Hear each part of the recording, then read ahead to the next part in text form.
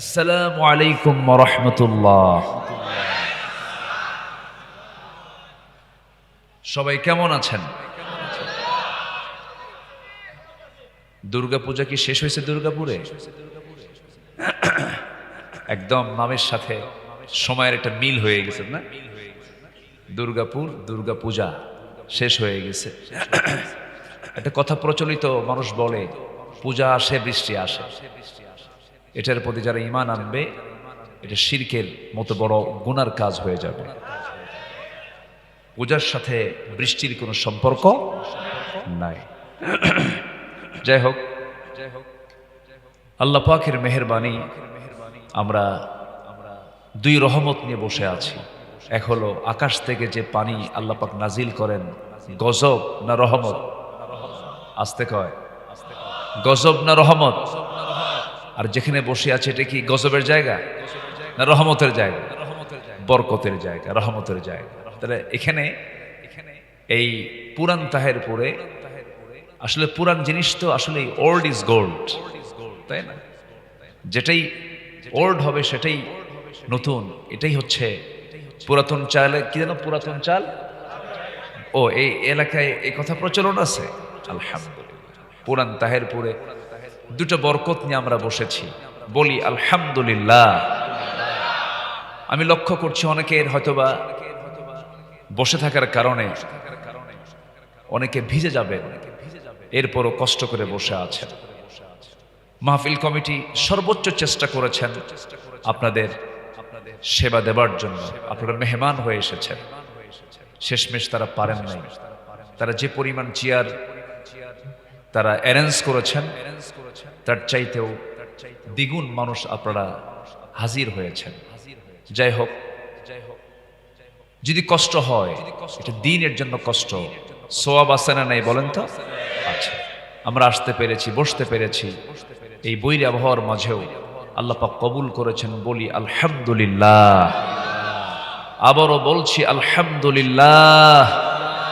চিৎকার মেরে বলছি আল্লাহুম্মা ইন্নী, আল্লাহুম্মা আইন্নি আলা যিকরিকা ওয়া শুকরিকা ওয়া হুসনি ইবাদাতিকা।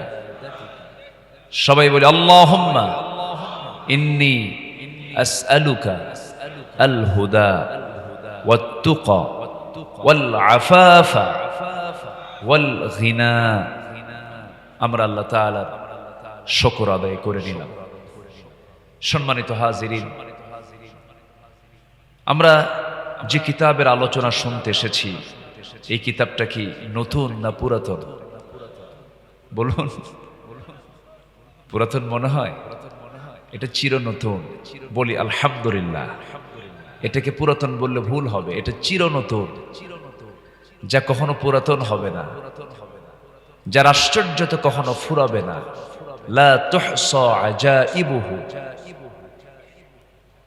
এটা মহাবিশ্বের চির বিস্ময়, হতাশাগ্রস্ত মানুষের আলোর দিশা, অন্ধকার দূর করে এক আলো চতুর্দিকে ছড়িয়ে দেওয়ার এক অনন্য মাধ্যম, যার নাম, আরেকটা নাম হচ্ছে নূর। নূর মানে হলো আলো। নূর মানে কি? নূর। কিতাবের আরেকটা নাম হচ্ছে নূর। তো সেই আলো থেকে, সেই কিতাব থেকে আমি, এই বিশাল বড় দরিয়া থেকে, যার কোনো তলা নাই, এত জ্ঞান আল্লাহ পাক এর মধ্যে রেখে দিয়েছেন। বলি সুবহানাল্লাহ।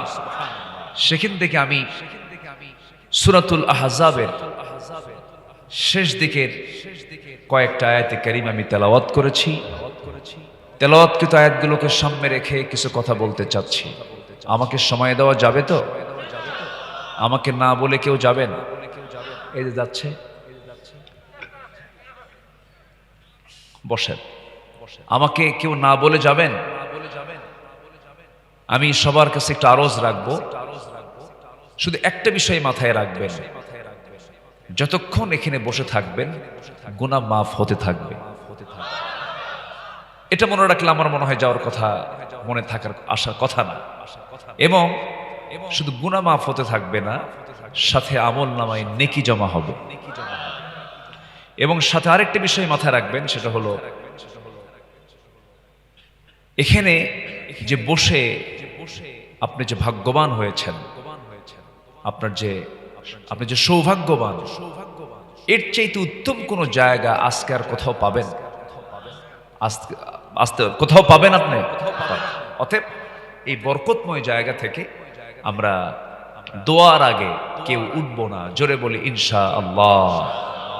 এতগুলো দাম হওয়ার কারণ কি জানেন? মূল কারণ হচ্ছে কি বলুন? আরো জোরে বলেন, আরো জোরে বলেন, কোরআন। এটার জন্যই এই মাহফিলের সম্মান মর্যাদা অনেক বেশি আল্লাহ পাক করে দিয়েছেন। সম্মানিত ভাইয়েরা, এক রাত তো আমি ভূমিকাতে বেশি না যাই, একটু সোজা আমি আলোচনার দিকে চলে যাচ্ছি। মহান রব্বুল আলামিন আদম থেকে নিয়ে এ পর্যন্ত বহু মানুষ পৃথিবীতে পাঠিয়েছেন। কিয়ামত পর্যন্ত আরো মানুষ আসবে। দুটো শ্রেণী করেছেন, একটা পুরুষ, আরেকটা কি? নারী। পুরুষ এবং নারী কিয়ামত পর্যন্ত আল্লাহ পাক এই পৃথিবীতে পাঠাবেন।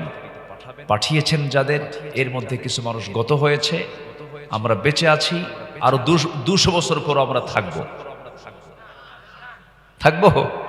100 বছর, তাও তো গ্যারান্টি নাই, কারণ আমের মধ্যে এখন ফরমালিন ঢুকে গেছে, তাই না?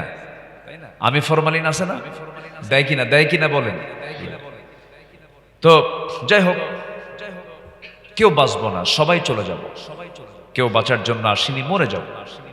যেহেতু মরে যেতেই হবে, মৃত্যুটা সত্য, আল্লাহর কাছে হাজিরা দিতে হবে, এটা কেমন সত্য বলেন তো? একটু সন্দেহ লাগে মনে হয় নাকি? হুজুররা কি যেন কয়, মরে যাব, বাকি কথা বলে, নগদ বলে না কিছু, এরকম কিছু মনে হয় নাকি আপনাদের? মরে যাব যেমন সত্য, আল্লাহর সামনে হাজির হব তেমনি সত্য, কোনো তফাৎ নাই। হাজির হতে হবে আল্লাহর সামনে, কিন্তু লজ্জা নিয়া না সম্মান নিয়া? আসতে বলবেন না, লজ্জা নিয়া না সম্মান নিয়া? সম্মান নিয়ে আল্লাহর সামনে হাজির হতে হবে, লজ্জিত হওয়া যাবে না, সম্মান নিয়ে হাজির হতে হবে। তো সম্মান নিয়ে হাজির হওয়ার জন্য এই কিতাবের ভিতর আল্লাহ রাব্বুল আলামিন সম্মানিত হবে আল্লাহর সামনে দাঁড়িয়ে।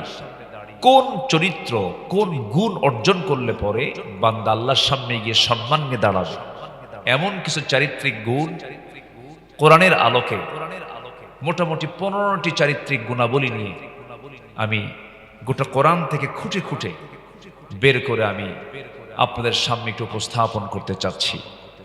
আল্লাহ কবুল করুন। জোরে বলি আমিন, আরো জোরে আমিন। এখন তো আলোচনায় আর কোনো বাধা নাই, তাই না? মাহফিল করতে দেয়নি বহুদিন। আমিও মাঝখানে মাদ্রাসা ইউসুফিয়া, জেলখানার নাম আমি বলি কি জানেন? জেলখানা না, মাদ্রাসা ইউসুফিয়া, অর্থাৎ ইউসুফ আলাইহিস সালাতু ওয়াস সালাম জেলখানায় ছিলেন বলেই ওই জেলখানার নাম আমি দিয়েছি হলো ইউসুফের মাদ্রাসা। কার মাদ্রাসা বলেন? ইউসুফের মাদ্রাসা। খুব ভালো উপকার করেছেন বিগত 16 বছর যারা ছিলেন, খুব উপকার করেছেন। এই সুন্নত তো আর আদায় করার এখন সুযোগ নেই। ওই 16 বছরে যারা গেছে একবার, এই চান্স পাইছে, আর তো সুযোগ নেই। তো ভিতরে ছিলাম, ভিতরে রেখেছিল, কথা বলতে দেয়নি, মাহফিলকে তারা ভয় পেত, কোরআনকে তারা ভয় পেত। প্যারেড ময়দান বন্ধ ছিল, আমান ট্রাস্ট বন্ধ ছিল, নাটোরের বনপাড়ায় মাহফিল করতে দেয়নি। এরকম শত শত মাহফিলে বাধা দিয়েছে, কমিটি নিয়ে দ্বন্দ্ব করেছে, অনেক কিছু করেছে। কোরআনকে যারা অচল করতে চাবে আল্লাহ তাদেরকে অচল করে দিবেন। আসতে কন কেন? অচল করে দেননি। ইতিহাস কি শুনলেন না দেখলেন? ইতিহাস কি শুনলেন না দেখলেন? এই কিতাবের সঙ্গে বেয়াদবি করা যাবে না। আবার এই কিতাবকে যারা ধারণ করেন, এই কিতাবের যারা জ্ঞানকে যারা লালন করেন, আলেমদেরকেও খাটো চোখে দেখা যাবে না। আমার রাসূল কিন্তু কাউকে বলেননি, শুধু বলেছেন আল উলামা ওয়ারাসাতুল আম্বিয়া, একমাত্র আলেমরাই হচ্ছে নবীদের ওয়ারিস। সুবহানাল্লাহ বলবেন না? তার নবীদের ওয়ারিস তার সন্তানরা নয়। এই হাদিসের দৃষ্টিকোণ থেকে আল উলামা ওয়ারাসাতুল আম্বিয়া, নবীদের ওয়ারিস হচ্ছে আলেম ওলামারা। এই সম্মানটা কে দিয়েছেন বলেন তো? আমি কিন্তু ওই কাতারে মনে করি না, আমি নগণ্য, আমার মধ্যে কোনো এলেম কালাম নাই। তবে আলেমদেরকে দেখলে শ্রদ্ধা করবে, আল্লাহওয়ালাকে দেখলে ভক্তি করবেন, বড় মুরব্বী দাড়ি পাকাওয়ালা মানুষকে দেখলে সম্মান করবে। আজকে সমাজের যে অবক্ষয়গুলো, এর মধ্যে অন্যতম কারণ হলো ছোটদের প্রতি স্নেহ নেই, বড়দের প্রতি সম্মান নাই। যা আগে কম পড়া লোকগুলোর মধ্যেও ছিল, সম্মান ছিল, স্নেহ ছিল, ভদ্রতা ছিল, মিনিমাম সামাজিকতা, শ্রদ্ধা সম্মান থাকার কারণে সেই সমাজে শান্তি ছিল। আজকে কি সেই পরিবেশ আছে? সম্মানিত ভাইয়েরা, তাহলে চারিত্রিক গুণাবলীগুলো কি কি দরকার? মোটামুটি আমি 15টা গুণাবলী কোরআন থেকে নিয়েছি। একটাও কি বলেছি আমি? সবাই শুনতে রাজি আছেন না ইনশাআল্লাহ? আসুন, এক নাম্বার কি? আল্লাহ রাব্বুল আলামিন সূরাতুল আহজাবের শেষ দিক থেকে বলছেন, ৭০ নম্বর আয়াতে বলছেন, ইয়া আইয়ুহাল্লাযীনা আমানুত্তাকুল্লাহ ওয়া কুলু কাওলান সাদীদা ইউসলিহ লাকুম আ'মালাকুম ওয়া ইয়াগফির লাকুম যুনুবাকুম ومن يطع الله ورسوله فقد فاز فوزا عظيما। জোরে বলুন আল্লাহু আকবার। হে ইমানদারেরা, তোমাদের এক নম্বর কাজ হলো, আয়াতের এক নম্বর হুকুম হলো, আমি আল্লাহ, তোমরা আমাকেই ভয় করো। আমার প্রতি তোমাদের পূর্ণ আস্থা রেখে আমাকে তোমরা ভয় করে চলো, আমাকে মহব্বত করো। এবং তোমাদের জন্য আমি একটা মেসেজ দিতে চাই, সেটা হলো কথা বলতে নিয়ে এদিক সেদিক না, যে সোজা সাপটা কথা বলো, সত্য কথা বলো। আমার আপনার সব দোয়া আল্লাহ রাব্বুল আলামিন কবুল করবেন। দোয়া কবুলের যতগুলো শর্ত আছে, তার মধ্যে এক নম্বর শর্ত হলো, যদি কোনো বান্দার জিহবা থেকে কোনো ক্রমে যদি মিথ্যা কথা না বের হয়, ওই বান্দা যা বলে আল্লাহ তাই কবুল করে নেন। আমার দেশের মানুষ তো মিথ্যা কথা বলে না। আমার দেশের মানুষ মিথ্যা কথা বলে? বেশি মিথ্যা কথা বলে কারা বলেন? শিক্ষক, শিক্ষকরা বেশি মিথ্যা কথা বলে। কারা? নেতারা। কাম সারছে, একটু গন্ডগোল লাগাবেন দেখতেছে। নেতারা দেশ চালায়, তারপর মিথ্যা কথা বলে, তারা তো ফেরেশতা। আমি কিন্তু বলিনি, আপনারাই বলতেছেন। তাহলে পালস বুঝতে হবে, যারা নেতৃত্ব দেন পালস বোঝা দরকার, যে নেতৃত্বের গুণ কি থাকা দরকার ছিল, আর আমার কি গুণটা জাতিকে উপহার দিয়েছি। নেতৃত্ব যদি আজকে সৎ হতো, হক কথার উপরে যদি নেতৃত্ব প্রতিষ্ঠিত থাকতো, আজকে দেশ বহু দেশের উপরে আজকে অবস্থান করত। কিন্তু আমার দেশ কি সৎ নীতিতে চ্যাম্পিয়ন হয় না দুর্নীতিতে চ্যাম্পিয়ন হয়? আলহামদুলিল্লাহ। অনেক আলহামদুলিল্লাহ কইছে মনে হয়, জোরে কোন নাউযুবিল্লাহ। তাহলে আমরা সৎ যদি হতে চাই, ভালো যদি হতে চাই, কর্মী বলেন, নেতা বলেন, ব্যবসায়ী বলেন, পেশাজীবী যেই হন না কেন, সবার মধ্যে এক নম্বর গুণ থাকা চাই, সেটা হলো সততা। জিহবাকে নাপাক করব না। জিহবা নাপাক হবে কি কথা বললে? মিথ্যা বললে। আমরা মিথ্যা ছেড়ে দেব। জোরে বলি ইনশাআল্লাহ। আরো জোরে বলি ইনশাআল্লাহ। সত্য সত্য কথায় আমরা অটল থাকব। আল্লাহর ওলি হওয়ার জন্য এই এক আমলই যথেষ্ট। একজন বড় পীর ছিলেন। আমরা তো আমার দেশে যে পীরের নামগুলো শুনি, নাম শুনলি তো কাম সারা। বদনা শাহ, চট্টগ্রামে এক মাজারের নাম হলো বদনা শাহর মাজার। ঘোড়া শাহ, তেল শাহ, ডালসা, বিড়ালসা, কুত্তাসা।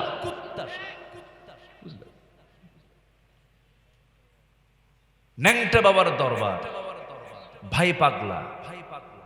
হ্যাঁ, ভাই পাগলা। পাগল কেন আল্লাহর ওলি হবে? পাগল তো পাগলই, ঘুমন্ত পাগল আর শিশু, এদের উপরে কোনো শরিয়াতের কোনো হুকুম?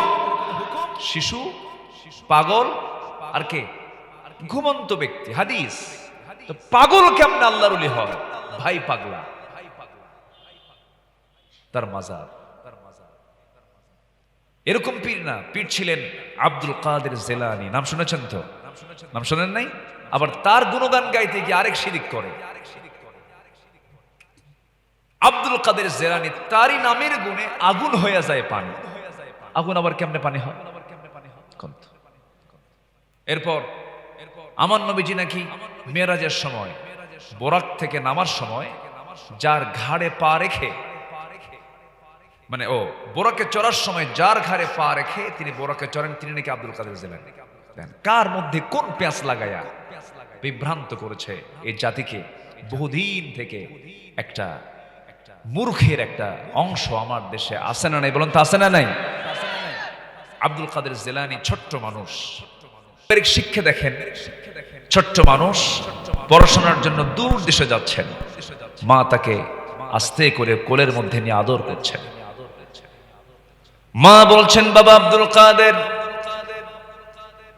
জ্ঞানী হওয়ার জন্য ঘর থেকে বের হচ্ছ, তুমি আমার কোলে এতদিন শিক্ষা নিয়েছ, আমি তোমাকে বোঝানোর চেষ্টা করেছি, ভাষা শিক্ষা দিয়েছি, আদব শিক্ষা দিয়েছি, হাসি দিয়েছি, কান্না দিয়েছি, আবেগ দিয়েছি, ভালোবাসা দিয়েছি। বাজান, আজকে তুমি আমার কাছ থেকে তুমি মাইনাস হয়ে শিক্ষার জন্য দূর দেশে চলে যাচ্ছ। বাবা, যাওয়ার পথে তোমাকে শুধু একটা নাসিহা করব, একটা উপদেশ দেব। বাবা, আমি তোমার মা হয়ে বলছি, মৃত্যুর দিন পর্যন্ত, মৃত্যুর পূর্ব মুহূর্ত পর্যন্ত কখনো একটা বারের জন্য কখনো মিথ্যা কথা বলবা না।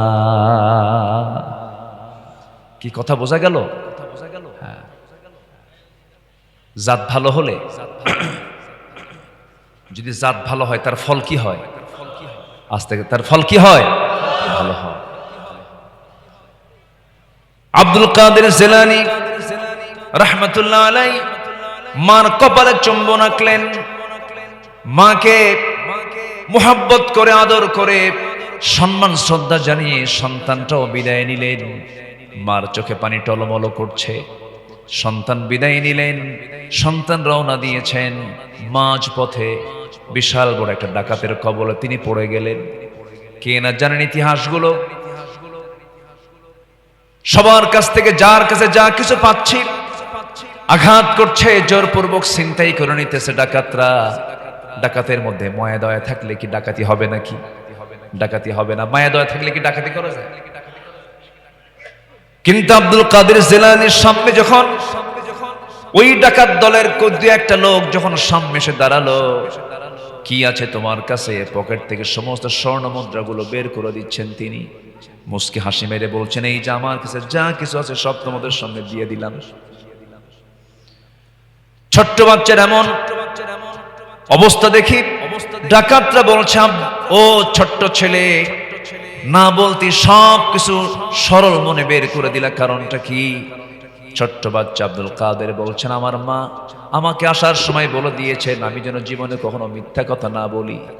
আমি কেমন করে মিথ্যা কথা বলবো? আমার কাছে স্বর্ণ মুদ্রা নাই, যা সেই যে তোমার সামনে দিলাম, তুমি কি করবা করো। ডাকাতদের চক্ষু বেয়ে বেয়ে টপ টপ করে পানি পড়ছে। এমন সততাই ডাকাতদেরকে সেই পথ থেকে ফেরত আনতে পেরেছে। as-sidq yunji, সততা মানুষকে নাজাত দেয়। ওয়াল কিযবু ইহলিক, মিথ্যা মানুষকে ধ্বংস করে।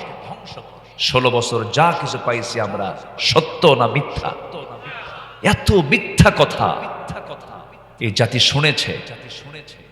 মিথ্যা নেতৃত্ব আমরা দেখতে চাই না, জুলুমের নেতৃত্ব আমরা দেখতে চাই না, বেনামাজির নেতৃত্ব আমরা দেখতে চাই না। আমরা নেতৃত্ব দেখতে চাই, নামাজি নেতৃত্ব।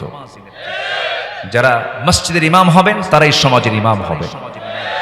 ওমরে ফারুক কি শুধু মসজিদের ইমাম ছিলেন, না রাষ্ট্রের ইমাম ছিলেন? রাষ্ট্রের ইমাম ছিলেন। আল্লাহু আকবার।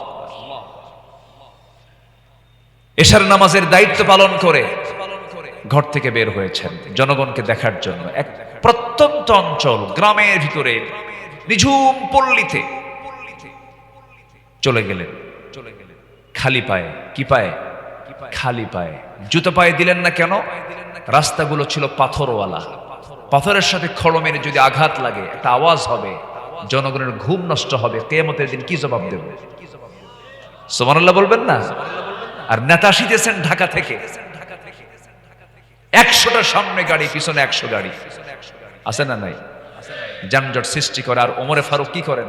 জুতা খুলে খালি পায়ে হাঁটেন, যেন জনগণের ঘুমের যেন কোনো ব্যাঘাত না হয়। এই হচ্ছে নামাজি নেতার বৈশিষ্ট্য। আর আমরা পেয়েছি হলো নামাজি নেতার না বেনামাজি নেতা? বেনামাজি নেতা। খালি পায়ে রওনা দিয়েছে।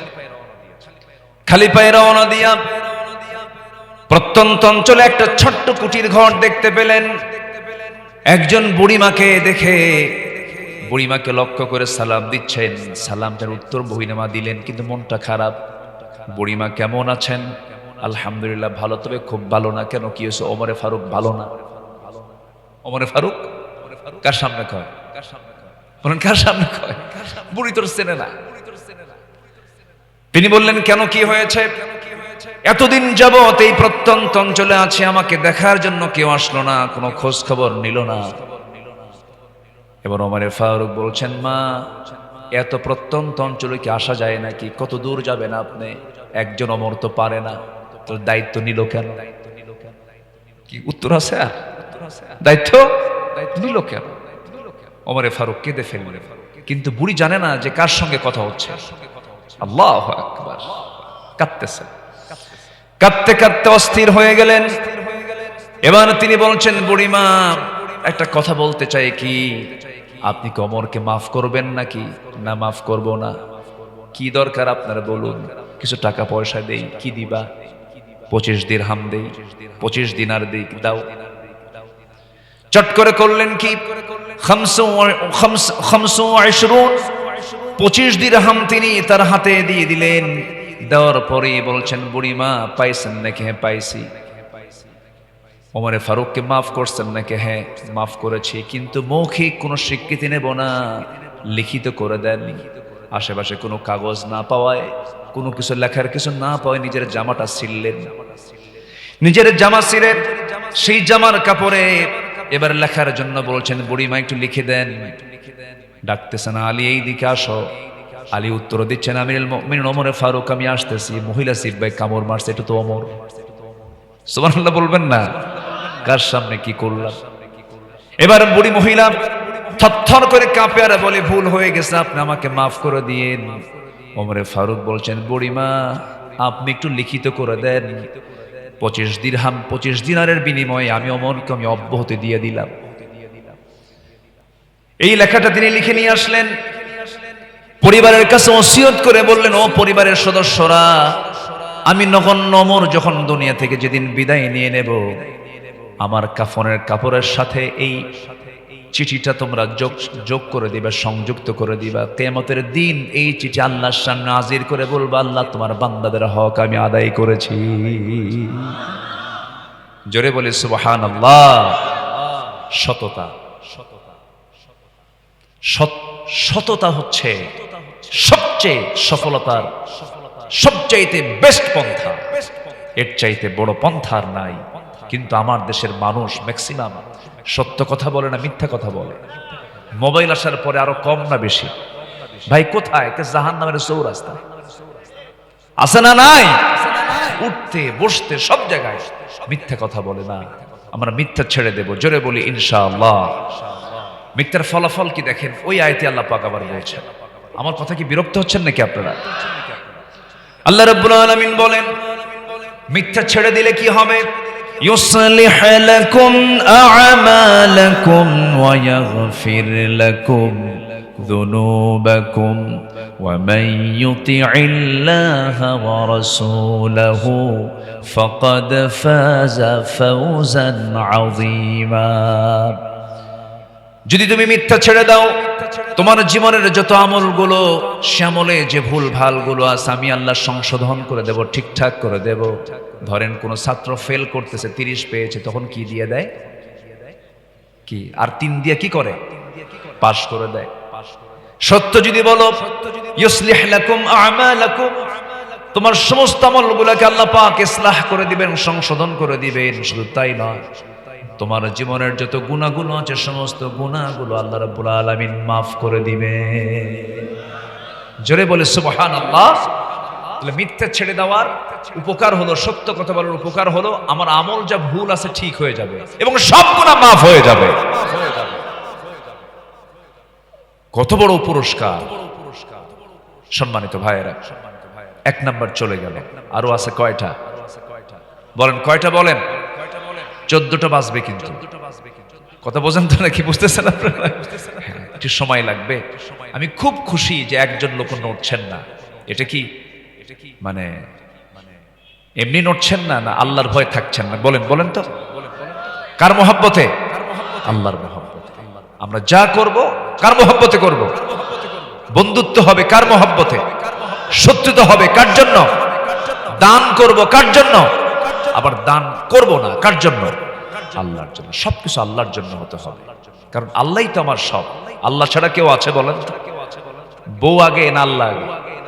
সন্তান আগে না আল্লাহ আগে? রসুল আগে না আল্লাহ আগে?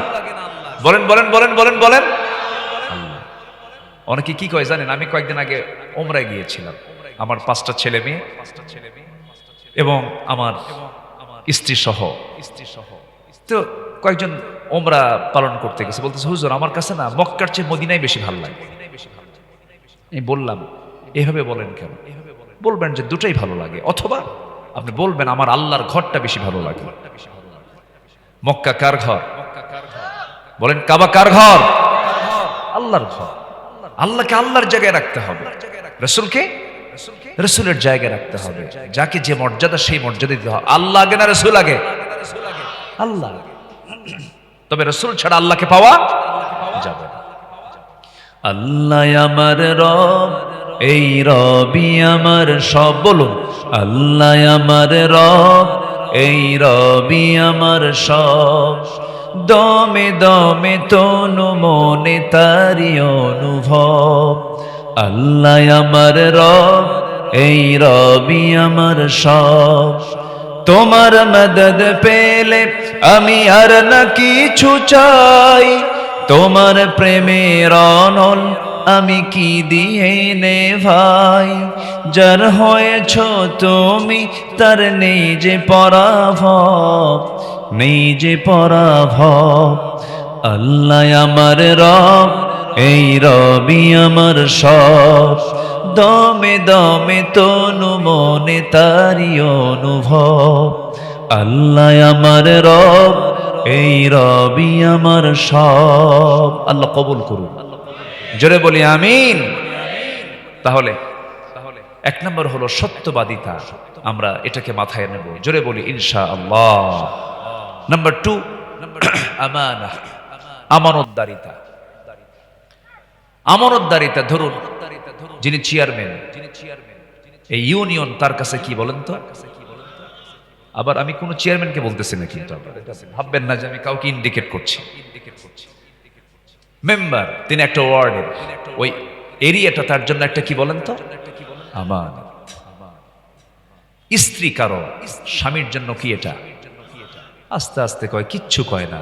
আরে বউ কি বোঝা নাকি আপনাদের কাছে? জোরে কন, বউ কি? আরো জোরে। ছোট ছোট বাচ্চারা কয় আমানত। বিয়ে করছো? বলতেছে আমানত। আচ্ছা ঠিক আছে, আমানত মনে রাখো, পরে যেন আমানত রক্ষা হয়। জি ইনশাআল্লাহ। আমানত, আমানতদারিতা এটা গুরুত্বপূর্ণ একটা বিষয়। সম্মানিত ভাইয়েরা, ক্ষমতার চেয়ারে বসে ক্ষমতার প্রয়োগ, এটা একটা কি বলেন তো? আমানত। বিচার যিনি করেন, বিচারক, দুজনের সঠিক বিচার করতে হবে, এটা তার জন্য একটা কি? আমানত। সঠিক বিচার করতে হবে। সম্মানিত ভাইয়েরা, আল্লাহ রাব্বুল আলামিন বলেন, ইন্নাল্লাহা ইয়া'মুরুকুম আন তু'আদ্দুল আমানাতি ইলা আহলিহা ওয়া ইযা হাকামতুম বাইনান নাসি আন তাহকুমু বিল আদল ইন্নাল্লাহা নি'ম্মা ইয়া'ইযুকুম বিহি। সূরাতুন নিসা আয়াত নাম্বার 58। আল্লাহ রাব্বুল আলামিন আমানত আদায়ের জন্য, আমানতকে পরিপূর্ণ করার জন্য তিনি অর্ডার দিয়েছেন। আমানতের খেয়ানত করা যাবে না। মুমিনদের যতগুলো গুণ আল্লাহ রাব্বুল আলামিন যত জায়গায় বলেছেন, সেখানে আমানতের কথা আছে না নাই বলেন? সূরা মুমিনুন আল্লাহ রাব্বুল আলামিন প্রথম দিকেই বলছেন 7টা গুণের কথা। এর মধ্যে 5 নাম্বার এবং 6 নাম্বার গুণ হলো ওয়াদা এবং আমানত। ওয়াল্লাযীনা হুম লিআমানাতিহিম ওয়া আহদিহিম রাউন। প্রকৃত ঈমানদার তো ওয়াদা ঠিক রাখবে এবং আমানতদারিতা তারা ঠিক রাখবে। ওয়াদা কখনো ভঙ্গ করবে না। ওয়াদা ভঙ্গ করবে যে মুনাফিক হবে সে, আমানতের খেয়ানত করবে যে মুনাফিক হয়ে যাবে সে, মিথ্যা কথা বলবে যে সে মুনাফিক হয়ে যাবে। এজন্য আমার বন্ধুগণ, আমানতকে রক্ষা করতে হবে। সাইয়েদনা ওমর ফারুকের কথা বারবার মনে পড়ে যায়। নামটা তার শুরুতেই চলে আসছে, সেও তো সেখান থেকে কিছু কথা বলি। ওমর ফারুক রাদিয়াল্লাহু তাআলা আনহু অর্ধ দুনিয়ার শাসনকর্তা, 40টা রাষ্ট্র তিনি চালাচ্ছেন সেই সময়। আল্লাহু আকবার। অর্ধ দুনিয়ার শাসনকর্তা তিনি শুয়ে আছেন কোথায় বলেন তো? তিনি শুয়ে আছেন কোথায়? মদিনায়। বলেন বলেন কোথায়? মদিনায়। আল্লাহু আকবার। মদিনায় শুয়ে আছেন। তার মদিনায় নবীর কবরের পাশে থাকার কথা ছিল না। প্রথম খলিফার ইন্তেকাল হলো।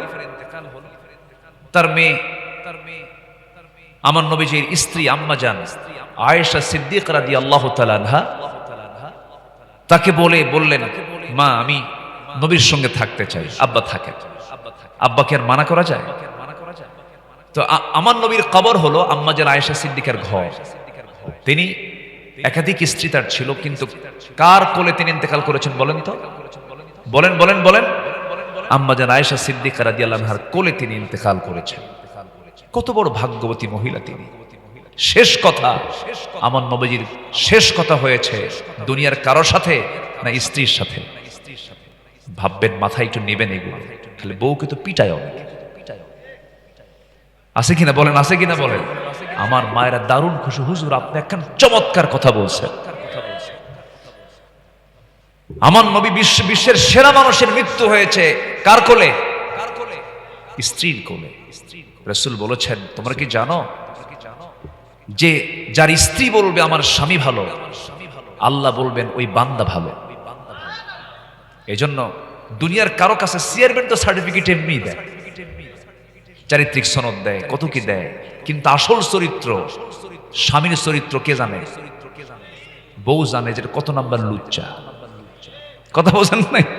বউ কিন্তু টের পায় ও কতটুকু খিটখিটে মেজাজি, বদমেজাজি। ওর আসল চরিত্র কি, মুখোশ সব কে জানে? স্ত্রী জানে। আমার নবীজি বলেছেন, আমি আমার স্ত্রীদের কাছে খুব ভালো, তোমরাও ভালো থাকো। আলহামদুলিল্লাহ বলবেন না? এই ভালো হওয়া কি সহজ? খুব কঠিন ব্যাপার। কিন্তু আমার নবীজি তাও এক স্ত্রী ম্যানেজ করেন নাই, একাধিক স্ত্রী তার জীবনে ছিল। আল্লাহ পাকের অর্ডার ছিল। রাসূল মাঝে মাঝে বলতেন, আমার খাদিজা যদি আমার জীবনের শেষ সময় পর্যন্ত থেকে যেত, আমার দ্বিতীয় কোনো বিবাহের প্রয়োজন হতো না। আল্লাহ পাক আমাকে অর্ডার দিতেন না। আমার নবীজির প্রথম জীবন শুরু হয়েছে বিধবা নারীকে ঘরে এনে। আমার নবীর বয়স 25, বিধবা নারী আম্মা জান খাদিজার বয়স হলো 40। ডিফারেন্স হলো 15 বছর। ইতিহাস অনেকে জানেন না, ভুল বুঝেন। এতগুলো বিয়ে করলেন কেন? বিভিন্ন কথাগুলো তার বিরুদ্ধে অনেকে অনুমান করে বলতে পারেন, অনুমান করা যাবে না। বিশ্বমানের চরিত্র তার ছিল। আমার নবীজি তার যৌবনটাই কাটিয়ে দিয়েছেন একজন আম্মা জান খাদিজার সাথে। আমার নবীর চাইতে যিনি 15 বছরের বড়, প্রায় 25 বছর, 24 বছর তার সঙ্গে সংসার জীবন কেটে গেছে। শেষ জীবনে 10 বছর যে বেঁচে ছিলেন, বাকি স্ত্রীগুলো তিনি বিবাহ করেছিলেন একমাত্র কার অর্ডারে? আসতে বলবেন না, কার অর্ডারে? আল্লাহর অর্ডারে। আম্মা জান আয়েশা সিদ্দিকা রাদিয়াল্লাহু তাআলা আনহা কি রাসূল যে বিয়ে করেছেন সম্পূর্ণ অর্ডার আল্লাহ দিয়েছেন। জিবরাইল আলাইহিস সালাতু ওয়াস সালাম বেহেশতি রুমালে আম্মা জান আয়েশা সিদ্দিকার ছবিগুলো সামনে নিয়ে এসে বলছেন, ইয়া রাসূলুল্লাহ, আল্লাহ পাক আপনাকে এই মহিলাকে বিয়ের অর্ডার দিয়েছেন। কেন তিনি বিয়ে করেছিলেন? আম্মা জান আয়েশা ছিলেন সুপার কম্পিউটার। রাসূল যা বলতেন তাই তিনি হুবহু মুখস্থ করতেন। আমার নবীজির মুখ থেকে কতগুলো শুনে তিনি প্রায় 6 লক্ষ হাদিসের তিনি হাফেজা ছিলেন। যা বলেছেন তাই তিনি কোট করেছেন। রাসূল বলেছেন, আমার স্ত্রীরা রাতের আধারে আমি যা কিছু করি তা সবার সামনে ওপেন করে দাও। দিনের আলোতে সাহাবীরা আমি যা কিছু তোমাদের সঙ্গে যে আচরণগুলি সব আমার প্রকাশ করে দাও, কারণ আমার 24 ঘন্টা এই জাতির জন্য চরিত্র। যেরকম সুবহানাল্লাহ। এরকম না থেকে পৃথিবীতে খুঁজে পাওয়া যাবে? শুক্রবারে আতর সুরমা লাগায়া পাঞ্জাবি খদ্দরের পাঞ্জাবের মসমসা লুঙ্গি নিয়ে মসজিদে চলে যায়, আগের রাতে মদ খাইছে। এরকম নেতা আছে না নাই? আগের রাতে কি খাইছে? কিন্তু আমার নবীর চরিত্র রাতেও যা দিনেও তাই, 24 ঘন্টা সুমহান চরিত্র। আল্লাহু আকবার বলেন। আম্মা জান আয়েশা সিদ্দিকার ঘরে তিনি শেষ নিঃশ্বাস ত্যাগ করেন। আমার নবীজির ইন্তেকালের সময় হয়ে গেছে। নবীজি বলছেন, আয়েশা আমি দুনিয়া থেকে বিদায় নিয়ে নেব, যে কোনো মুহূর্তে আমার ইন্তেকাল হয়ে যাবে আয়েশা, আমি মনে হয় বেশিক্ষণ বাঁচবো না। ইন্না লিল মাউতি সাকারাত, মৃত্যুর যন্ত্রণা ভয়ঙ্কর, খুব কষ্ট হচ্ছে আয়েশা, খুব কষ্ট পাচ্ছি। আমার নবীজি দুনিয়া থেকে বিদায় নেবেন, মালাকুল মউত যখন তখন তার জানটা কবজ করে নিয়ে যাবেন। আমার নবীজি সেই সময় শুধু বললেন, আয়েশা সর্বশেষ তোমাকে একটা হাদিস তোমাকে জানায় দেই, আমার উম্মতকে তুমি সর্বশেষ আমার মেসেজটা জানায় দিবা। আমি আমার উম্মতকে খুব ভালোবাসি, আমার উম্মতরা যেন কখনো 5 ওয়াক্ত নামাজ না ছেড়ে দেয়। জোরে বলি সুবহানাল্লাহ, আরো জোরে বলি সুবহানাল্লাহ। আমার বন্ধুগণ, আমার নবীজি সর্বশেষ মেসেজটা তাকে জানায় দিলেন। জানায় দিয়ে রাসূল করিম সাল্লাল্লাহু আলাইহি ওয়াসাল্লাম দুনিয়া থেকে বিদায় নেবেন। আম্মা জান আয়েশা সিদ্দিকা একদিন বলছেন, হুজুর আপনি আমার জন্য একটু দোয়া করুন, আল্লাহ যেন আমার গুনাহগুলোকে মাফ করে দেন। আমার নবীজি কেঁদে কেঁদে হাত দুইটা আসমানমুখী করে বলছেন, আয় আল্লাহ তাআলা, আমার খাদিজা, আমার আয়েশা আমার কাছে দোয়া চাই, তোমার কাছে প্রার্থনা করি, আল্লাহ আমার আয়েশার আগের পরের সকল কিছু তুমি আল্লাহ মাফ করে দাও। এই দোয়া যখন শেষ হলো, আম্মা জান আয়েশা সিদ্দিকা রাদিয়াল্লাহু আনহার চেহারায় হাসির ঝিলিক প্রকাশ পেল। রাসূল বলছেন, আয়েশা রে তুমি বুঝি খুব আনন্দিত হয়েছো? হুজুর কেন আনন্দিত হব না, আপনি আমার জন্য এমন দোয়া করেছেন, আপনার দোয়া তো আল্লাহ পাক অবশ্যই কবুল করবেন, আল্লাহ পাক আমাকে সব মাফ করে দিয়েছেন। সঙ্গে সঙ্গে রাসূল বলছেন, আয়েশা রে আমি তোমার জন্য যে দোয়াটা করলাম সেই হুবহু দোয়াটা আমার উম্মতের জন্য করি সকাল সন্ধ্যা। জোরে বলে সুবহানাল্লাহ। তাহলে নবী, আমার নবীর মুহাব্বত আমার প্রতি আছে না নাই? আসতে বলবেন না, আছে না নাই? আমার চেয়ে কম না, আমার চেয়ে বেশি? আমার চাইতে বেশি। রাসূল আমাকে বেশি ভালোবাসে, খুব ভালোবাসে, খুব মুহাব্বত করে। আমি এই তো 8-10 দিন আগে রাউদাতুম মিন রিয়াদিল জান্নাহ, রাসূল বলেছেন, মিন বাইতি ওয়া মিনবারি রাউদাতুম মিন রিয়াদিল জান্নাহ, আমার ঘর আর ওই যে মিম্বার, আমি যেখান থেকে খুতবা দিই সাহাবীরা, ওই মিম্বার আর আমার এই ঘর, আম্মা জান আয়েশার ঘরের মধ্যে বসে এই ঘর এবং ওই মিম্বার, এইটুকু অংশ, এর মাঝামাঝি অংশটুকু হলো, সাহাবীরা জেনে রেখো, রাউদাতুম মিন রিয়াদিল জান্নাহ, জান্নাতের টুকরা। জোরে বলে সুবহানাল্লাহ। কত 7-8-9 দিন আগে মদিনা মুনাওয়ারায় রাত 4টার দিকে, রাত 3টার দিকে আমি উঠে গেলাম। এখন তো অনলাইনে এটাকে বুকিং করতে হয়, অনেক মানুষ, বহু চাপ, অনলাইন বুকিং করে ভিতরে ঢুকলাম। ভিতরে ঢুকে চান্স পাচ্ছি না, প্রচুর মানুষের চাপ, কে না সেখানে, সেখানে গেলে তো সব অস্থির হয়ে যায়। আমি পিছনে বসে আছি। আল্লাহর মেহেরবানি আমার দেশের বহু প্রবাসী সেই রিয়াজুল জান্নার ভিতরে তারা খেদমত করে। আমাকে দেখে তারা চিনে বলে, হুজুর আপনি এই জায়গায় থাকেন, বেশি নইরেন না, সামনে গেলেই কিন্তু আপনাকে আবার বের করে দিন। আপনি এখানে বসেন, আজান হবে সামনে, আজান হলে পরে তখন ফজরের সময় চলে আসবে, দীর্ঘ সময় আপনি এই জান্নাতের টুকরায় আপনি সময় কাটাতে পারবেন। তো আমাকে কিছুক্ষণ বসে রাখার পর আবার ডেকে নিয়ে সেখানকার দায়িত্বরত একজন কর্মকর্তাকে বলে বুঝাইছে যে আমার দেশে উনি কথা বলেন, আমার দেশে উনি দ্বীনের প্রচার নিয়ে গোটা দেশে ঘোরেন, 20 কোটি মানুষের মাঝে তিনি দ্বীনের কথাগুলো বলেন। বুঝায় আমার দেশের মানুষ তো খুব চালাক এবং ক্লেভার, কিন্তু মেধাবী, কিন্তু মিশা কথা বেশি কয়, বুঝলেন? এই সমস্যাই যায়। তো আমাকে নিয়ে আস্তে করে এমন জায়গায় বসালো, নিয়ে গিয়ে একদম প্রথম কাতারে, মানে ইমাম এক কাতার, তার পরের কাতারেই ঠিক এমন জায়গায় বসালো যেখানে আমার নবীজির ঘর শুরু এবং মেম্বার ওই পাশে, ঘর শুরুর একদম ওয়ালের সাথে আমাকে তারা বসায় দিল। বসলাম, বসে পাশেই তো রাসূল শুয়ে আছেন। আসসালাতু ওয়াসসালামু আলাইকা ইয়া রাসূলুল্লাহ। বসেই আমি আমার কথা কিছু বলিনি, কারণ অন্যের জন্য বলবেন, নিজের জন্য হয়ে যাবে। আপনি নিজের জন্য বলবেন, আপনি কৃপণ, আপনি অন্যের জন্য চাবেন, এটা আপনার জন্য চাওয়া হয়ে যাবে। আমি আগে আমার জন্য চাইনি, আমি একে চাইছি আল্লাহ। তোমার নবীর দেশের মানুষ, কত নবীর আগমন হয়েছে সেই ফিলিস্তিনে, আল্লাহ তুমি বাইতুল মুকাদ্দাসের বাসিন্দাকে তুমি আল্লাহ ভালো রাখো। না খেয়ে থাকা সেই শিশুগুলোর আর্তনাদ তুমি আল্লাহ একটু তাকায় দেখো। আমরা পেট ভরে খাচ্ছি, ওরা না খেয়ে আল্লাহকে বলছে, আল্লাহ গোটা দুনিয়ার মুসলমানরা আমাদেরকে খাবার দিল না। শুনেছি তোমার জান্নাতে নাকি বহু খাবার, আমাদের মৃত্যু দিয়ে দাও, তোমার জান্নাতে গিয়ে খাবো আমরা। এরকম করে বাচ্চারা প্রতিনিয়ত দোয়া করছে, কেউ নাই।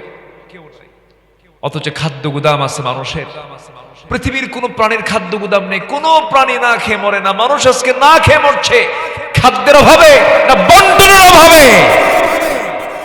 বন্টনের অভাবে মানুষকে না খেয়ে মারতেছে। আল্লাহর কাছে এই দোয়াটা করেছি, আল্লাহ তুমি মুসলিম উম্মাকে এক করে দাও। জোরে বলি আমিন, আরো জোরে আল্লাহুম্মা আমিন। আজকে পৃথিবীতে মুসলমান সংখ্যা কি কম? 56টি মুসলিম রাষ্ট্র, মার খায় মুসলমান।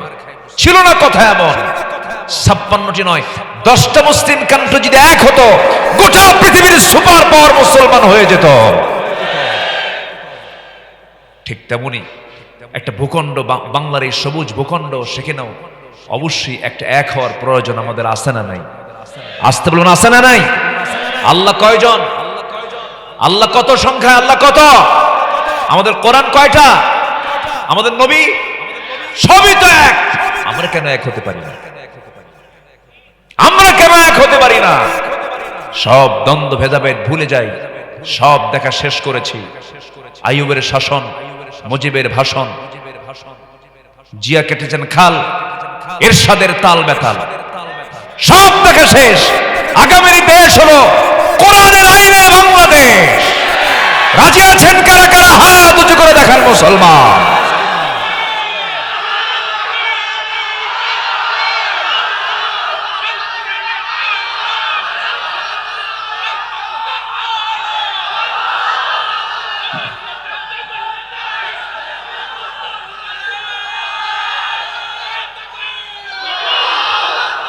আল্লাহ কবুল করুন, জোরে বলে আমিন। কষ্ট পাচ্ছেন? যারা কোরআনকে চায় না তারা মুনাফিক, ঠিক কিনা বলেন? আমি মুসলমান, আমি কেন লজ্জা পাবো? আমি এটাতে কোরআন কি আল্লাহর না? আর কোরআন ছাড়া যা কিছু কাজ বান্দার। কার বলেন তো? বান্দার। বান্দারটা ভালো না আল্লাহরটা ভালো? কারটা ভালো? আপনার বাতি বেশি আলো দেয় না সূর্য আলো দেয়? কিসের আলো বেশি? সূর্যের মালিক কে? সূর্যের মালিক কে? আকাশের মালিক কে? সবকিছুর মালিকই তো আল্লাহ। তো আল্লাহর বিধান মানতে আপনার কি পণতা কেন? কষ্ট পাচ্ছেন আপনারা? কষ্ট পাচ্ছেন? দয়া করে কেউ রাগ করবেন না। আমি কোরআনকে সামনে রেখেই কথা বলছি, কেউ কষ্ট মনে নেবেন না। একটু দয়া করে সবাই শুনবেন। হয়েছে কার ঘরে? মনে আছে আপনাদের? আলোচনা শুরু করি আবার ওই জায়গায় যাই, জোরে বলি ইনশাআল্লাহ। আমি মদিনায় ছিলাম, রাতের একদিন ভোর রাত্রে, মানে রাত ৩-৪ দিকে আমার এক ভক্ত, তো উনি আমাকে বললেন, ভাই চলেন আমরা একটু উহুদ দেখে আসি। রাত্রে নীরব রাত, উহুদের পাশে দিয়ে যাচ্ছিলাম। আল্লাহি আমার কেমন যেন মনে হচ্ছে উহুদে শুয়ে থাকে ৭০ জন সাহাবীর সেই মাকবারা থেকে একটা সুন্দর সুগন্ধ আমার নাকে এসে ধাক্কা খাচ্ছে। ইসলাম কি এমনি এমনি আসছে? এমনি এমনি আসেনি। এই ৭০ জন তাজা প্রাণ আমার নবীজি মাঝে মাঝে মদিনার মসজিদ থেকে বদর উহুদে আসতেন। হেঁটে হেঁটে এসে আমার নবীজি উহুদের সামনে দাঁড়াতেন আর বলতেন, সাহাবীরা আমার চাচা আমির হামজা এই জায়গায় শুয়ে আছে, আল্লাহ তুমি আমার চাচার কবরটাকে জান্নাতের টুকরা বানায়। আর আমার রাসূল বলতেন, জানো সাহাবীরা, এই যে উহুদ পাহাড় 10 মাইল লম্বা দেখছে, উহুদ পাহাড় আমাকে খুব ভালোবাসে, আমাকে, আমি উহুদ পাহাড়কে খুব ভালোবাসি। এরকম করে দোয়া করতেন, কথা বলতেন। সম্মানিত ভাইয়েরা, নবীজির দাঁত ভেঙে গেছে। যে নবীজি রাস্তায় হাঁটলে আল্লাহ তাআলা তার সম্মানে আকাশে সূর্যের নিচে একখণ্ড মেঘ দিয়ে রাখতেন, যেন নবীজির সূর্যের তাপ যেন নবীজির গায়ে না লাগে। নবীজি ঘেমে যেতেন, সাহাবীরা কৌটা দিয়ে তার ঘামটা কৌটার মধ্যে রাখতেন, সুগন্ধি ছড়াতো। কি দামি নবী! সেই নবীজির দাঁত ভাঙছে কোথায় বলেন? কোন ময়দানে? উহুদের ময়দানে। এমনি এমনি দাঁত ভাঙছে? খন্দকের পরীক্ষা খনন করতে গিয়ে 4 দিন 4 রাত একটানা খাওয়া নাই,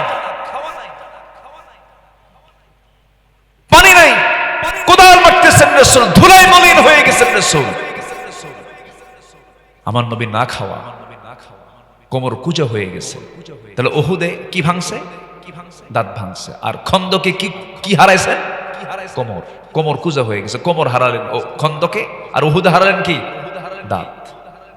বিশ্বনবীর যদি দাঁত ভাঙতে হয়, বিশ্বনবীর যদি কোমর হারাতে হয় দিন কায়েমের জন্য, সেই সুন্নাহ পালনের দরকার তার উম্মতের আছে না নাই? খালি মিষ্টি খাবেন?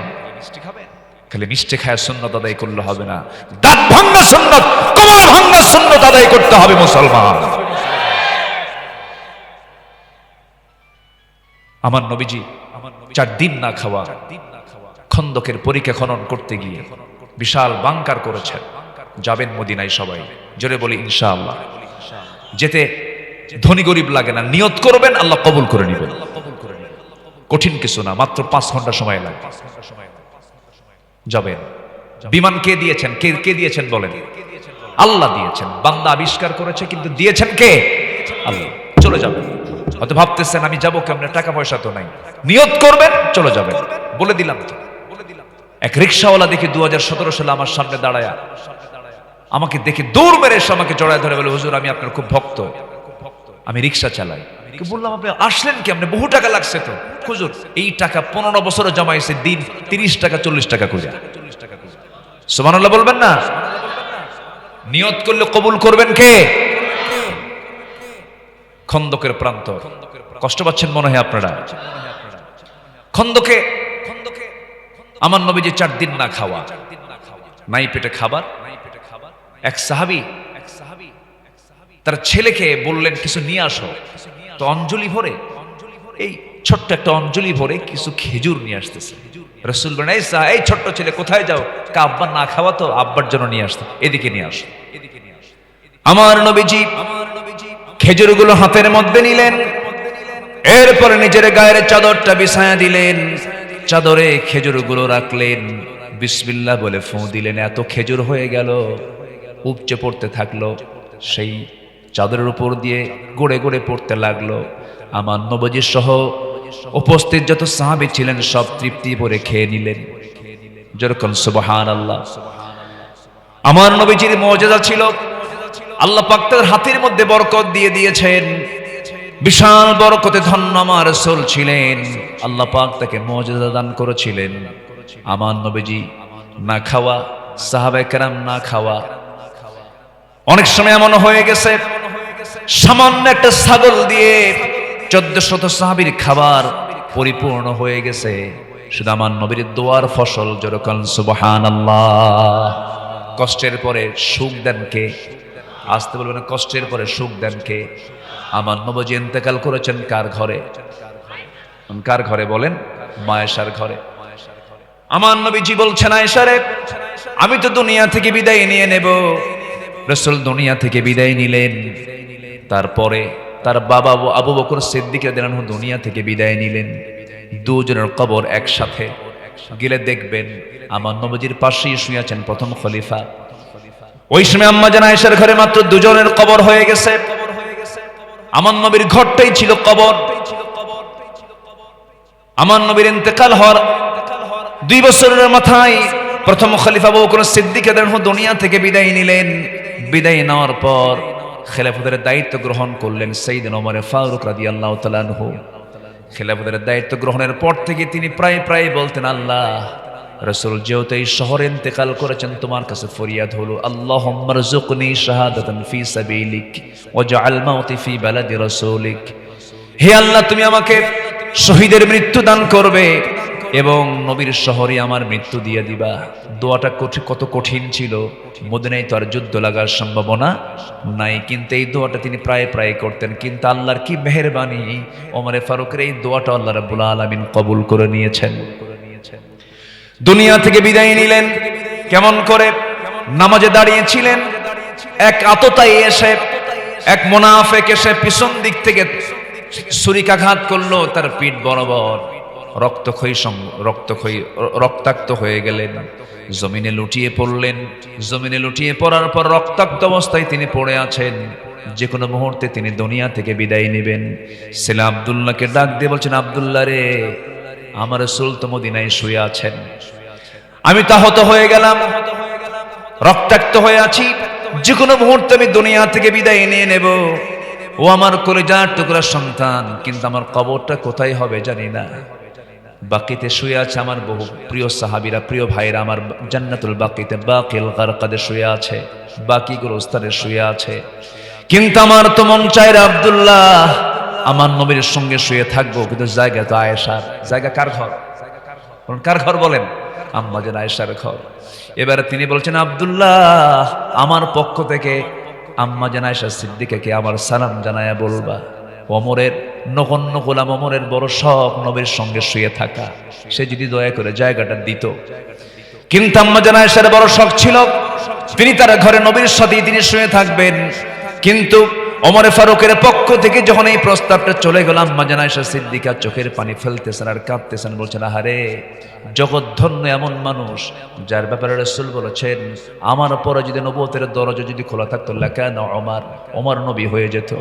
এমন একজন দামি মানুষ যখন আমার কাছে একটা কিছু চাইলো, আমি কেমন করে প্রত্যাখ্যান করি? আমি আমার জায়গাটা আমি ওমরে দান করে দিলাম। মুসলমানদের দিল হতে হবে ছোট না বড়? বড়।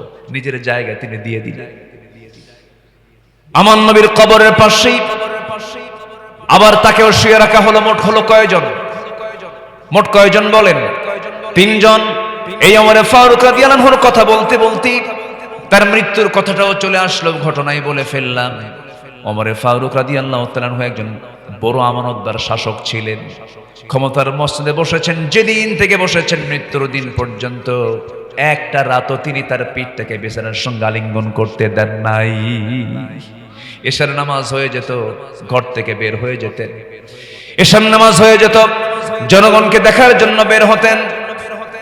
খুব সিম্পল লাইফ ক্রিয়েট করতেন, স্বাভাবিকভাবে চলতেন, খুব কষ্ট করে চলতেন, সীমিত বেতন নিতেন, সীমিতভাবে চলতেন, ছেঁড়া কাপড় চোপড় পরতেন। এক একজন সাহাবী এক এক রকম ছিলেন। ওমর ফারুকের কাপড়গুলো ছিল ছেঁড়া ছেঁড়া। একদিন আম্মা জান আয়েশা সিদ্দিকা সহ তার মেয়ে সহ উম্মাহাতুল মুমিনিন সব একসাথে এসে বললেন, আমিরুল মুমিনিন উন্নত জীবন গ্রহণ করুন, একটু ভালো কাপড় চোপড় পরুন। বাইরে থেকে বহু কূটনীতিকরা আসে, বিভিন্ন ধরনের রাজকীয় মেহমানরা আসে, আপনার সঙ্গে কথোপকথন করে, কথাবার্তা বলতে চায়। নতুন কাপড় চোপড় না পরলে কেমন হয়? ওমরে ফারুক বলছেন, হাফসা আমার কলিজার টুকরা মেয়ে, তুমি আমার নবীর স্ত্রী, তুমি নবীর স্ত্রী হয়ে এমনটা করে কেমন করে কথা বলো? এক রাত তাহাজ্জুদ কাজা হয়ে গেছি, বিছানা নরম করে দেওয়ার জন্য রাসূল আফসোস করেছেন। নিজের গায়ের চাদর না পেয়ে তিনি, নিজের বিছানার চাদর না পায় তিনি নিজের জুব্বাটাকে চাদর বানায়া তার উপরে তিনি রাত কাটিয়ে দিয়েছেন। বিশ্বনবী যদি তার এমন জায়গা থেকে সিম্পল লাইফ ক্রিয়েট করে যদি বিশ্বনবী থাকতে পারেন, আমাকে তোমরা ছেঁড়া কাপড় চোপড় পরার কথা বলো? ওমরে ফারুককে পোশাক দেখে কেউ ভয় পায় না, ওমরে ফারুককে ভয় পায় তার তাকওয়া দেখে। যেরকম সুবহানাল্লাহ। একা একা হাঁটতেন, তার আগেও কেউ ছিল না, পরেও কেউ ছিল না। তিনি ভয় পেতেন কাকে? আল্লাহকে। একা একা হাঁটতেন, ছোট্ট একটা লাঠি থাকতো, হাঁটতেন। শয়তান পর্যন্ত তার কাছে আসার সাহস পেত না, এত বড় আল্লাহওয়ালা তিনি ছিলেন। ঘোড়া কিনতে গেছেন একদিন, ঘোড়া কিনতে গিয়ে ঘোড়াওয়ালার কাছ থেকে টাকাটা দিয়া ঘোড়া বুঝে নিলেন, সুস্থ ঘোড়া নিলেন। ওমরে ফারুক তিনি ঘোড়ার পিঠে উঠলেন। কিছু দূরে যেতে না যদি চারটা ঘোড়ার চারটা পায়ে অকেজ হয়ে পড়ে গেছে, আর উঠতে পারে না। রেগে গেলেন, গিয়ে বলছেন, ঘোড়াওয়ালা বড় ঠকবাজি করলাম আমার সাথে। কিছুক্ষণ আগেই আমি তোমাকে টাকা দিয়ে ঘোড়া কিনলাম, ঘোড়া তো অচল ঘোড়া আমাকে দিয়েছো। ঘোড়া বিক্রেতা বলছে, আমিরুল মুমিনিন আপনি আমাকে যে অভিযোগটা দিচ্ছেন সম্পূর্ণ মিথ্যা, ভিত্তিহীন। আমি আপনাকে সুস্থ ঘোড়া দিয়েছি, আপনার কাছে অসুস্থ হয়ে গেছে, ঘোড়া ফেরত নাও, টাকা দাও। ঘোড়া বিক্রেতা বলে, অসম্ভব ব্যাপার, আমি ঘোড়া ফেরত নেব না। আপনি ঘোড়া নিয়ে যাবেন, আপনার মালিকানায় ঘোড়া অসুস্থ হয়ে গেছে। একজন শাসকের সামনে সামান্য ঘোড়া বিক্রেতা কেমন করে কথা বলে? ওমরে ফারুক বললেন, না আমি ঘোড়া নেবই না, টাকা দিয়ে দাও। ঘোড়া বিক্রেতা বলছে, আমার কথাও আমি গ্রহণ করব না, আপনার কথাও আমি গ্রহণ করব না, আমার কথা আপনি গ্রহণ করবেন, অতএব এটার ফয়সালা এখানে কেউ দেবে না, চলুন আদালতে চলে যাই। বিচারালয়ে চলে যায়। কোর্ট দেখালেন, খলিফা না জনগণ? বলেন কে কে দেখালো? কে দেখালো? কোর্ট দেখালো কে? খলিফা না জনগণ? জনগণ। বিচার বিভাগ কত স্বাধীন ছিল। ওমরে ফারুক বলেন, তাই তুমি কোর্টে যাবা? হ্যাঁ কোর্টে। চলো কোর্টে যাই। উপায় নাই তো, কোর্টে চলে গেলেন। এই যে বিচারপতি যারা আছে, বিচারপতিরও তো খলিফাকে বলেন ওমরে ফারুক রাদিয়াল্লাহু তাআলা। ওমরে ফারুক রাদিয়াল্লাহু যখন কোর্টের চত্বরে গিয়ে দাঁড়িয়েছেন, দরজায় দাঁড়ানোর সঙ্গে সঙ্গে বিচারপতি যিনি দেখা মাত্র লাফ মেরে দাঁড়ায় গেছে। দাঁড়ায় গিয়ে বলছে, আমিরুল মুমিনিন আপনি এই জায়গায় কেন? কি সমস্যা আপনার বলুন? বলছেন, সমস্যা তো আমারই। কি সমস্যা? ঘোড়া কিনছি, অকেজো ঘোড়া দিছে, ঘোড়া চারটা পা অচল, টাকা নিছে, ঘোড়া মারি দিছে অচল ঘোড়া, আমি ঘোড়া নেব না, টাকা ফেরত চাই, টাকাও দেয় না। চিন্তা করে। এবার বিচারপতি বলছেন, কাজী বলছেন, ঠিক আছে আমি এটার ফয়সালা করছি, দুপক্ষ থেকে কথা শুনতে হবে আমিরুল মুমিনিন। ওমরে ফারুক বলছেন, ঠিক আছে বিচার শুরু করে দাও। দুপক্ষের কথা কাজী শুনলেন। সে কাজীর নাম হলো কাজী সুরাই। এই কাজী সুরাই 100 বছর বেঁচে ছিলেন। এই কাজী সুরাই যখন বিচারের চেয়ারে বসলেন, ওমরে ফারুককেও দেখলেন না, ঘোড়াওয়ালাকেও দেখলেন না, দুপক্ষের কথাই শুনলেন। শোনা মাত্র এবার তিনি বলছেন, আমিরুল মুমিনিন আপনি আমারও আমির, আপনি ওই ঘোড়াওয়ালারও আমির, খলিফাতুল মুসলিমিন, কিন্তু আজকে বিচারের রায়টা জনগণের পক্ষে যাবে, আপনি শাসক, আপনার পক্ষে যাবে না। আল্লাহু আকবার বলবেন না? আপনি ওমরে ফারুক সামনে দাঁড়ায় থেকে আমার সামনে যে কথা বলছেন, আমি যে আপনার সামনে যে সুস্থ অবস্থায় কথা বলতেছি, আমি সুস্থ অবস্থায় বাড়ি ফিরতে পারবো, আপনি সুস্থ অবস্থায় এখান থেকে বাড়ি পর্যন্ত ফিরে যেতে পারবেন, তার কোনো গ্যারান্টি আছে না? কেন গ্যারান্টি নাই। সুস্থতা অসুস্থতা যে কোনো প্রাণীর যে কোনো সময় হতে পারে। ঘোড়া আপনার মালিকানায় চলে গেছে, এরপরে আপনি মালিক হওয়ার পরে ঘোড়াটা অসুস্থ হয়ে পড়েছে, এটার দায় আপনাকে নিতে হবে। অসুস্থ ঘোড়া আপনার, টাকা তার, কোনো ফেরত নেই, কোনো কম বেশি করা যাবে না। ওমরে ফারুক রাদিয়াল্লাহু আনহু মুস্কি হাসি মেরে সেই জায়গা থেকে আস্তে করে চলে গেলেন। পরের দিন মাজলিসে শুরার বৈঠক, মন্ত্রীদের কিনে বৈঠক, বিশেষ বিশেষ ব্যক্তিদের কিনে বৈঠক। সেই বৈঠকে তিনি বললেন, শোনো, গতকালকে একজন শাসক দেখেছি, গতকালকে একজন বিচারক দেখেছি, খুব কড়া বিচারক, আমার বিরুদ্ধে রায় দেওয়ার সাহস নিয়েছে। অতএব আজকের থেকে সিদ্ধান্ত হলো, সেই কাজী শুরাই এই বড় একজন বিচারপতিকে সেই জায়গায় না রেখে আমি জাতীয় বিচারপতির চেয়ার আমি তারে দিয়ে দিলাম। তাহলে খলিফার বিরুদ্ধে রায় গেলে তার প্রমোশন কমে না বাড়ে? আর আমার দেশে কি হয়? আমার দেশে কি হয়? খালি কমে না, দেশ থেকে পালাবে। জানেন না? জানেন না? আপনারা জানেন না? আমার বন্ধুগণ, তাহলে আমানতদারিতা ঠিক রাখতে হবে। চারিত্রিক গুণাবলী যতগুলো আছে এর মধ্যে 1 নাম্বার শিখলাম হলো সততা। মনে থাকবে সবার? সততা, সত্যবাদিতা। নাম্বার 2 হলো আমানতদারিতা। এবার নাম্বার 3 চলে আসেন ধৈর্যশীলতা, as-sabr। আল্লাহ রাব্বুল আলামিন সুন্দর করে বহু জায়গায় সবরের ব্যাপারে বলেছেন, ইন্নাল্লাহা মা'আস-সাবিরিন। জোরে বলুন আল্লাহু আকবার। আসেন দোয়া করে দিই।